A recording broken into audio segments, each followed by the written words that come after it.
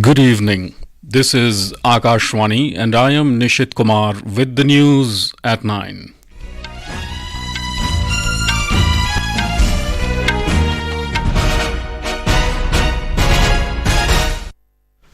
The headlines. Prime Minister Narendra Modi launches multiple infrastructure projects worth over 4,900 crore rupees at Yavatmal in Maharashtra, releases 16th installment of PM-KISAN scheme. India and US review ongoing cooperation in counter-terrorism and security domains.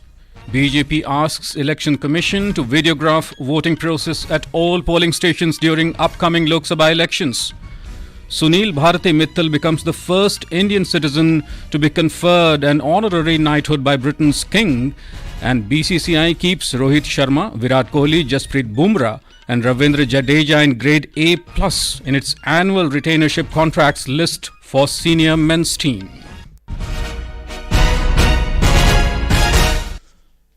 And now the news in detail. Prime Minister Narendra Modi inaugurated and dedicated to the nation multiple development projects related to rail, road and irrigation worth more than 4,900 crore rupees at Yavatmal in Maharashtra today.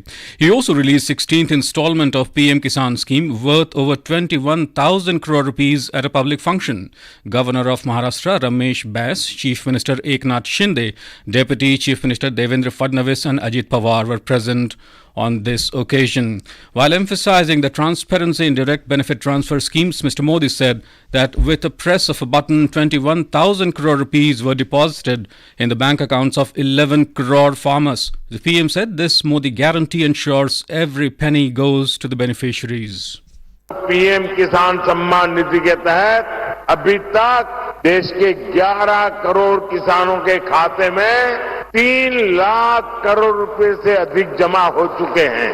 इससे महाराष्ट्र के किसानों को 30,000 करोड़ और यवतमाल के किसानों को 900 करोड़ रुपए मिले हैं। आप कल्पना कीजिए ये पैसा छोटे किसानों के कितने काम आ रहा है। The Prime Minister also dedicated to the nation 51 irrigation projects benefiting Marathwada and Vidarbha region of Maharashtra. These projects, developed at a cumulative cost of more than 2,750 crore rupees under Pradhan Mantri Krishi Sinchai Yojana and Bali Raja Jal Sanjeevani Yojana, will bring more than 80,000 hectares of agricultural land under irrigation. Prime Minister said that the previous government the country pending. Krishna Koyna lift सिंचाई परियोजना और Tembu lift सिंचाई परियोजना भी दशकों बाद पूरी हुई है। गौसी खुर्द परियोजना का ज्यादातर काम भी हमारी सरकार ने ही पूरा किया। आज भी यहाँ विदर्भ और मराठवाड़ा के लिए पीएम कृषि सिंचाई और बलि राजा संजीवनी योजना के तहत 51 प्रोजेक्ट का लोकार्पण हुआ है। इनसे 80,000 हेक्टेयर से ज्यादा भूमि को सिंचाई की सुविधा मिलेगी। The Prime Minister informed that under Har Ghar Jal Yojana, out of every 100 families, 75 families are getting piped water. Before 2014, there were only 50 lakh piped water connections, which have now crossed over 1.25 crores. The Prime Minister also disbursed 825 crore rupees of revolving fund to 5.5 lakh women self-help groups SHGs across the state in this public meeting. Prime Minister launched the Modi Awas Gharkul Yojana for OBC category beneficiaries in Maharashtra. The scheme envisages the construction of a total 10 lakh houses in the next 3 years. The Prime Minister also inaugurated multiple rail projects worth more than 1,300 crore rupees. Women of self-help groups, citizens, public representatives were present in large numbers in this public meeting. Earlier today, the Prime Minister launched infrastructure projects worth more than 17,300 crore rupees in Tamil Nadu.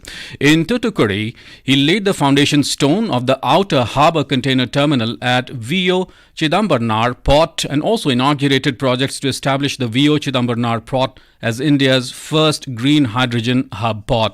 Mr. Modi also launched India's first indigenous green hydrogen fuel cell inland waterway vessel. Speaking on the occasion, the Prime Minister said that India's first hydrogen fuel cell vessel will be travelling to Kashi to be used, the river Ganga, and it will be considered a gift from the people of Tamil Nadu to his constituency, Varanasi. The Prime Minister said that Ek Bharat Shresth Bharat program is strengthening through such moves. He said that the hydrogen fuel cell will provide a sustainable development to the country's future. He said that the infrastructure projects implemented by the centre in Tamil Nadu has been huge in the past 10 years. आज BOC port पर desalination plant, green hydro production और bunkering facilities का भी आरंभ हुआ है। इन project से तूतुकुड़ी और तमिलनाडु ग्रीन एनर्जी और सस्टेनेबल डेवलपमेंट का एक बड़ा सेंटर बनेगा। Mr. Modi said that because of the central government schemes, the state has 1,300-kilometer rail infrastructure and 2,000-kilometer electrification, and rail passengers have world-class facilities. The BJP today demanded the Election Commission to videograph the voting process at all polling stations during the upcoming Lok Sabha elections. A party delegation led by Union Minister Ashwini Vaishnav met the Commission over the issue in New Delhi. Talking to media after the meeting, Mr. Vaishnav said it would ensure proper documentation of everything happening at polling booths and increase people's faith in the country's democracy. The minister said that the BJP also demanded to set up polling booths in the high-rise building complexes in urban areas so that maximum eligible voters could exercise their franchise. जो high rise apartment complex है उसी के अंदर ही polling booth establish करे जिससे ज़्यादा लोग चुनाव में पार्टिसिपेट कर सकें। और दूसरा रिक्वेस्ट हमने इलेक्शन कमीशन से किया कि जो अभी 50% बूथ पे वीडियो रिकॉर्डिंग करते हैं उसको 100% बूथ्स पे वीडियो रिकॉर्डिंग करें जिससे कि हर चीज़ के प्रॉपर डॉक्यूमेंटेशन रहे और हर एक वोटिंग प्रोसेस का एक प्रॉपर रिकॉर्ड रहे। In Himachal Pradesh Assembly today, an unprecedented uproar was witnessed, resulting in the suspension of 15 BJP members, including opposition leader Jairam Thakur, from the House.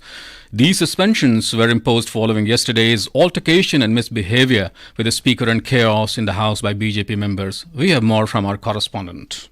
As soon as the proceedings of the budget session of the Himachal Pradesh Legislative Assembly began today, Parliamentary Affairs Minister Harshvardhan Chauhan proposed under Rule 319 to suspend 15 BJP members, including Leader of Opposition, from the House for the duration of the budget session. The opposition members strongly protested against this decision, leading to a chaotic situation in the House. Opposition Leader Jairam Thakur termed the suspension unfortunate and accused the Speaker of adopting a biased approach. After the suspended opposition members left the House, the proceedings resumed and the budget for the fiscal year 2024-25 was passed and session was adjourned indefinitely. Meanwhile, Chief Minister Sukhwinder Singh Sukhu clarified that the Congress government will remain in power for the full term of 5 years and he will not resign from his post. Ritesh Kapoor, Akashvani News, Shimla.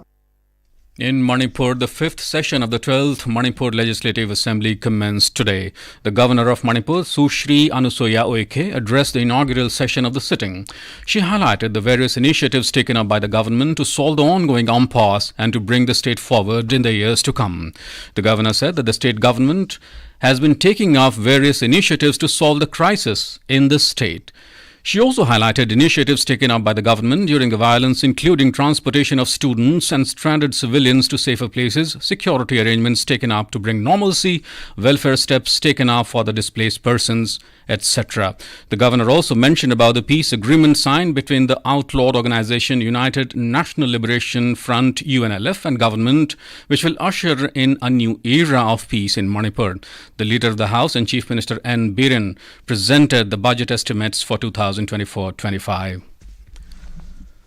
The BJP has submitted a list of false voters to the Election Commission of India. A team led by Leader of Opposition Suvendu Adhikari today went to the office of the Chief Electoral Officer in Kolkata. He submitted a list of 16,91,000 false voters. Mr. Suvendu requested the Commission to delete the names immediately. This is Akashwani giving you the news. For quick news updates around the clock, follow us on our Twitter handle at AIR News Alerts. Welcome back. India and US today reviewed the ongoing cooperation in counter-terrorism and security domains, which have been a key pillar of the India-US strategic partnership. The review was undertaken under the aegis of India-US senior officials' Homeland Security Dialogue held in New Delhi. Union Home Secretary Ajay Bhalla and Acting Deputy Secretary US Department of Homeland Security Christy Canegalo led the respective delegations. They discussed steps that can be taken to bolster bilateral efforts to combat terrorism and violent extremism, drug trafficking, organized crime, and ensure transportation security.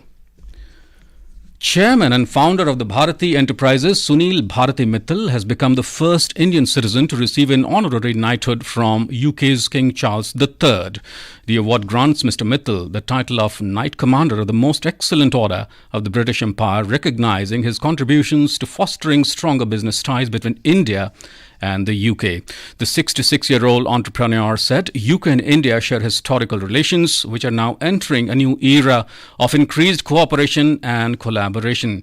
An honorary knighthood is one of the highest honours granted by the British sovereign to civilians, conferred upon foreign nationals in recognition of their exceptional contributions. Brazil has emphasized the critical need for the WTO to facilitate the transfer of essential technologies to developing countries, particularly for pandemic preparedness, climate mitigation, and energy transition. In a call to action at the 13th Ministerial Conference of WTO in Abu Dhabi, Brazil's Foreign Minister Mauro Vieira echoed sentiments shared by India and other developing nations as well. Brazil also emphasized the criticality of progress in agriculture negotiations. He called for instructions to cap and reduce trade distorting agricultural subsidies, which adversely impact the food security of all WTO members. Additionally, Brazil reiterated its strong commitment to negotiations on fisheries subsidies to promote sustainable fishing practices globally. India also shares similar concerns as that of Brazil.